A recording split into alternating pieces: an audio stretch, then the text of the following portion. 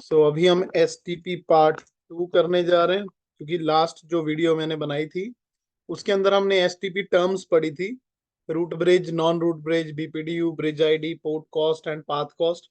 उसको थोड़ा सा वीडियो को साथ में लिंक करने के लिए दोबारा बता देता हूँ। रूट ब्रिज वो है जिस स्विच की लोएस्ट ब्रिज आईडी है। ब्रिज आईडी क्या होती है? Bridge ID is a combination of bridge priority plus base MAC address. और ब्रिज प्रायोरिटी मैंने आपको बताया था हर एक स्विच की 32768 होती है। और एक चीज और बताता हूँ, ये 04096 मतलब ये 4096 के इंक्रीमेंट के साथ बढ़ती है। जैसे 0 + 4096 4096, उसके बाद क्या आएगा 8192, उसके बाद क्या आएगा 8192 + 4096, मतलब ये उसके साथ ही होगा। ठीक है, मतलब इसका जो इंक्रीमेंटेशनल होगी वो आपकी 4096 ही होगी। ठीक है, एक सेकंड देना जरा। ओके, तो यही बता रहा था मैं कि ये इस तरीके से बढ़ती है। ये मतलब ऐसे नहीं होगा कि आप ब्रिज की प्रायोरिटी, जो ब्रिज प्रायोरिटी होगी वो 4096 के बाद 5000 कर दो। आपको हमेशा उसमें 4096 ऐड करने ही पड़ेंगे, नहीं तो आप चेक भी कर लेना स्विच के ऊपर, ये अपने आप आपको वैल्यूज बताता रहेगा। पोर्ट कॉस्ट मैंने आपको बता दी थी, Ethernet, fast Ethernet, giga Ethernet. ठीक है, तो कैसे हम यूज करते हैं उसके साथ। अब बारी आती है STP के पोर्ट्स की। तो सबसे इंपॉर्टेंट पोर्ट है जी डेजिग्नेटेड पोर्ट, जो हमेशा फॉरवर्डिंग कंडीशन में रहते हैं। ये इंफॉर्मेशन सेंड भी कर सकते हैं, ये इंफॉर्मेशन रिसीव भी कर सकते हैं। रूट ब्रिज के सारे पोर्ट डेजिग्नेटेड होते हैं, लेकिन नॉन रूट ब्रिज में एक पोर्ट रूट पोर्ट होता है, बाकी पोर्ट डेजिग्नेटेड भी हो सकते हैं और कोई ब्लॉक भी हो सकता है, क्योंकि 3 तरह के पोर्ट होते हैं ना हमारे पास। रूट पोर्ट क्या होता है? Root port is the best port with best cost to reach root bridge. कहते हैं रूट पोर्ट हमेशा नॉन रूट ब्रिज पे बनेगा। ठीक है, और ये वो पोर्ट होगा जहां पे बहुत वो हो जाएगा। ठीक है, एक सेकेंड, एक कॉल आ रहा है मुझे। ओके, सो स्क्रीन मैंने दोबारा शेयर कर दी है। रूट ब्रिज, जैसे ये मेरा रूट ब्रिज है ना, तो रूट ब्रिज के सारे पोर्ट मेरे डेजिग्नेटेड होंगे और फॉरवर्डिंग स्टेट में होंगे। ठीक है, हमेशा। अब ये नॉन रूट ब्रिज है, अब एक पोर्ट इसका ऑन है, बाकी सारे ब्लॉक है। तो जो पोर्ट नॉन रूट ब्रिज का ऑन होता है उसी को रूट पोर्ट बोलते हैं। रूट पोर्ट मतलब जिस पोर्ट से बेस्ट कॉस्ट होती है। अब इस वाले केस में चारों के चारे पोर्ट की कॉस्ट 19 है, तो उसने देखा कि F0/1 सबसे पहला पोर्ट है, इसको रूट बना देते हैं, बाकियों को ब्लॉक कर देते हैं, दैट्स इट। लेकिन मल्टीपल स्विचेस के बीच में कैसे होगा इलेक्शन, आइए जानते हैं। रूट ब्रिज के तो दोनों पोर्ट क्या होंगे?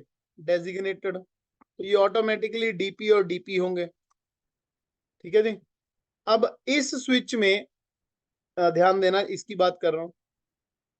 अगर मैं इधर से जाऊं तो कॉस्ट कम आ रही है, या मैं इधर से घूम के जाऊं तो कॉस्ट कम आ रही है? तो आप देख सकते हो जो डायरेक्ट आ रही है कॉस्ट, वो यहां से आ रही है कम, है ना? तो ये रूट पोर्ट हो तो जाएगा। ये रूट पोर्ट बन जाएगा। तो इसका जो रूट पोर्ट होगा, शो स्पैनिंग ट्री, वो F0/2 बन गया, और जो दूसरा ग्रीन पोर्ट है वो डेजिग्नेटेड हो गया, अब अपने आप हो गया। इसी तरह इस स्विच के अंदर, इसमें तो दिख ही रहा है, एक पोर्ट ब्लॉक है, एक पोर्ट ये है, तो ये वाला रूट पोर्ट है। ठीक है, इस स्विच के अंदर ये वाला रूट पोर्ट बनेगा, ये डेजिग्नेटेड है।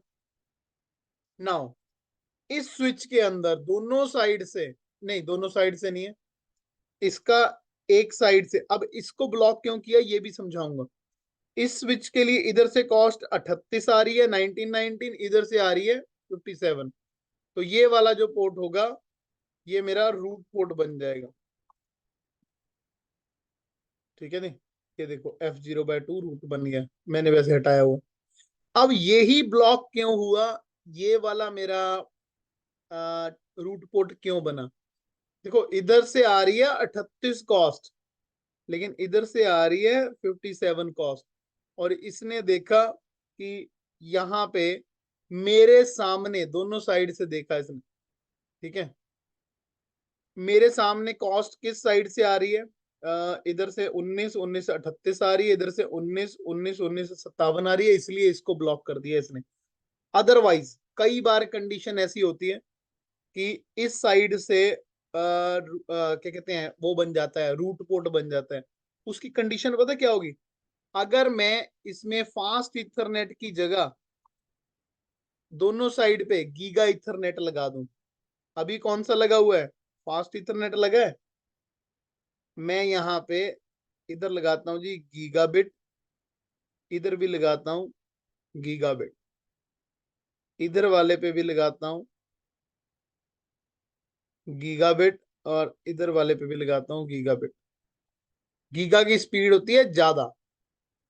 अब इसकी कॉस्ट 19 की जगह हो जाएगी 4।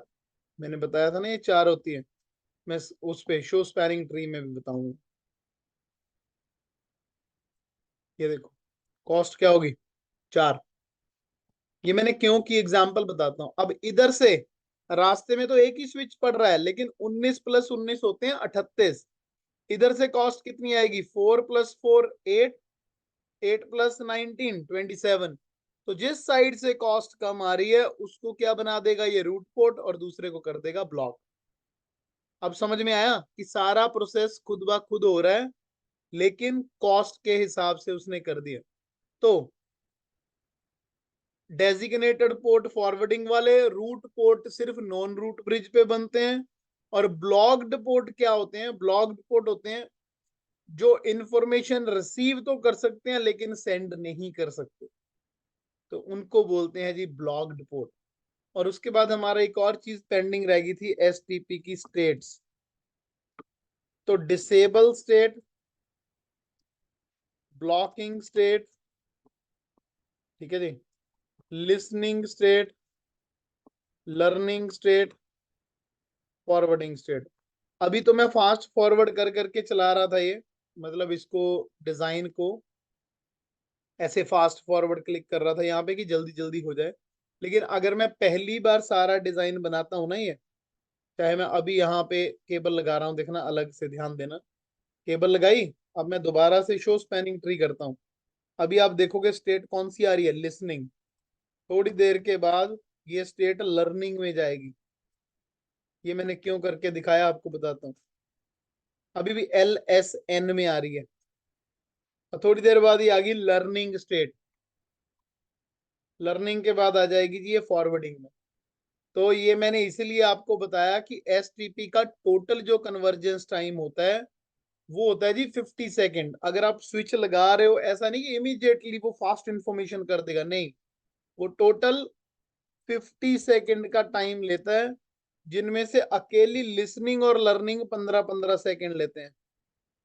बाकी के जो 20 सेकेंड बचते हैं, 2 सेकेंड का हेलो टाइमर होता है इनका, बाकी 18 सेकेंड इसके जब पूरी कन्वर्जेंस होती है उसमें लग जाते हैं। तो इतना याद रखने की जरूरत नहीं है, बस ये कि एसटीपी का कन्वर्जेंस टाइम 50 सेकेंड है, पूरा नेटवर्क मतलब जज करने के लिए जो टाइम होता है।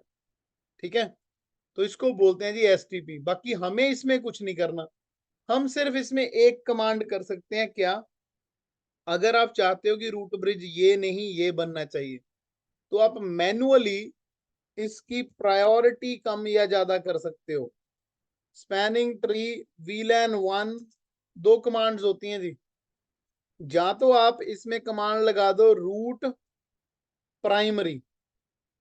जैसे ही आप ये कमांड लगाओगे रूट प्राइमरी, अपने आप देखना आप शो स्पैनिंग ट्री में इसकी प्रायोरिटी 2 बार -4096 हो जाएगी, 24,577। वैसे इसकी प्रायोरिटी क्या है? 32768 है ना, ये 32768। और इस पे मैंने कमांड लगा दी spanning tree VLAN 1 root secondary show spanning tree.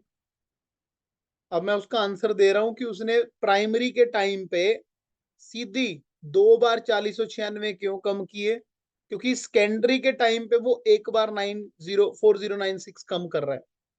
तो ये वाली कमांड में कई बार हमें कंफ्यूजन हो जाती है, क्योंकि पहली बार प्राइमरी करने पे वो 4096 2 बार माइनस करता है, नेक्स्ट हर टाइम पे वो -4096 एक बार करता है। तो ये मैंने आपको वैसे बता दी, वैसे तो ये आगे आके आना था टॉपिक। तो प्राइमरी वाला बन जाएगा जी रूट ब्रिज, क्योंकि इसकी बन जाएगी प्रायोरिटी। अगर आप चाहते हो कि ऐसे प्राइमरी और सेकेंडरी के चक्कर में नहीं पड़ना मुझे, है ना, कि ये तो मतलब अपने आप करेगा कैलकुलेशन, आप चाहते हो कि नहीं मुझे तो जी इसको बनाना है रूट ब्रिज, तो आप करंट जो भी मेरी स्पैनिंग ट्री की प्रायोरिटी चल रही है उसको कैसे आप चेंज कर सकते हो। सिर्फ एक command, spanning tree VLAN 1 priority question mark. तो आप 0 से लेके 61440 तक कोई भी प्रायोरिटी दे सकते हो। अच्छा, मैंने आपको बताया था कि आप ऐसे नहीं प्रायोरिटी दे सकते अपनी मर्जी से कि 5000 दे दी। उन्होंने बोल देना कि ब्रिज प्रायोरिटी के लिए जो वैल्यूज हैं वो इनमें से ही दे सकते हो आप, कोई भी अपने आप। तो आप इनमें से वैल्यू दे दो, जैसे कि प्रायोरिटी दे दी मैंने 20,480। तो जैसे ही मैंने ये प्रायोरिटी दी शो स्पैनिंग ट्री, ये ब्रिज रूट बन गया। That's it. तो इस पूरे प्रैक्टिकल में सिर्फ 2 ही कमांड थी। तो रूट ब्रिज हम कब बनाते हैं, अगर हम उसके पोर्ट को डेजिग्नेटेड करना चाहते हैं। बाकी CCNP में और भी चीजें आती हैं इसकी, ठीक है, तो ये हम करते रहेंगे। तो स्पैनिंग ट्री का मेन काम सिर्फ लूप को रोकना होता है, दैट्स इट, और इसका कोई काम नहीं होता, ना हमें इसकी कोई जरूरत पड़ेगी। अभी आगे चल के देखेंगे। अब स्पैनिंग ट्री का काम तो हमने देख लिया, लेकिन स्पैनिंग ट्री तो लूप को रोकने के लिए होता है, ठीक है, लेकिन फिर फायदा क्या हुआ। सिर्फ एक फायदा मिला मुझे यहाँ पे कि एक लिंक अगर डाउन हो गया तो दूसरे से डेटा चला जाएगा। अगर आप चाहते हो कि 4 लिंक लगाएं और इसकी स्पीड मतलब डेटा भी चारों लिंक से जाए लेकिन लूप भी ना बने, मतलब जब मैं शो स्पैनिंग ट्री करूं तो ये 4 लिंक जो हैं ये चारों के चारों लिंक इकट्ठे काम करें। तो ऐसी प्रोसेस के लिए जो हम आगे टॉपिक करने जा रहे हैं, जिसको करने के लिए मैंने STP पढ़ाया आपको, that topic name is ether channel. और अगर आप CCNA के सिलेबस में देखोगे तो वहां पे एग्रीगेशन के नाम से कुछ टॉपिक होगा, link aggregation and port aggregation. वैसे तो LACP ही होगा टॉपिक, मैं आपको दोनों करवाऊंगा, ठीक है।